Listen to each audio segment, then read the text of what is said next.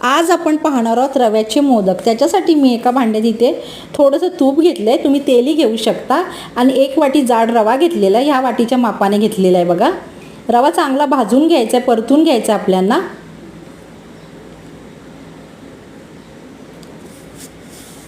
आणि एका ताटात मी काढलेलं आहे। त्याच भांड्यात मी 2 वाटी पाणी घेतलेलं आहे, त्याच वाटीच्या मापाने 2 वाटी पाणी घ्यायचं आहे। चिमूटभर मीठ टाकलेलं आहे इथे।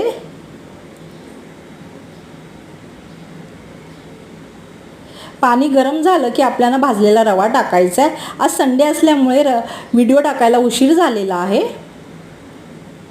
हे बघा, अशा प्रकारे मी छानपैकी रवा शिजवून घेतलेला आहे पाण्यात। त्या झाकण ठेवायचं 2 मिनटं, आणि एका ताटात रवा आपल्याला काढून घ्यायचा आहे। हाताला तूप किंवा तेल लावायचं आहे, थोडा कोमट होऊन द्यायचं आहे। गरम गरम हाताला मळू नका तुम्ही, तेल किंवा तूप लावून हाताला मळून घ्या आणि झाकण लावून ठेवून द्या साईडला। इकडे मी सारण तयार करत आहे। 1 वाटी गूळ घेतले, थोडंसं तूप टाकलेले, तुम्ही तेलही वापरू शकता। 1 नारळ घेतलेला आहे इथे, तो खिसून घेतलेला आहे खवून। इलायची पावडर टाकलेली आहे। परतून सारण तयार करायचं आहे, जसं आपण मोदकांना सारण करतो, उकडीचे मोदक करतो त्याप्रमाणेच करायचं आहे। इथे आमच्या काकी बघा बनवून दाखवत आहेत मोदक तुम्हाला। एक साचा घेतला आहे छोटासा, साच्याच्या सहाय्याने मी बनवत आहे इथे।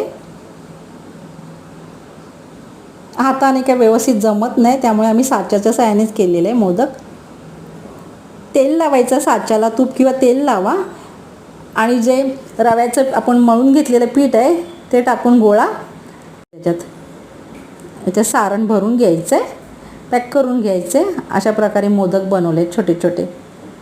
हे मोदक खायला छान लागतात आणि झटपटही होतात। जर आपल्याकडे तांदळाचं पीठ नसेल तर आपण झटपट असे रव्याचे मोदक करू शकतो। हे बघा, अशा प्रकारे मी मोदक रव्याचे केलेले आहेत। आता मी इथे चाळणीत तेल लावून घेतले, चाळणीला पाणी गरम करत ठेवलं होतं इथे मी टोपात। फास्ट गॅस करायचं आहे, पाणी चांगलं गरम झालं की त्याच्यात ठेवायचं आहे आणि झाकण ठेवून द्यायचं आहे। 10 मिनटं वाफून घ्यायचे आहेत आपल्याला।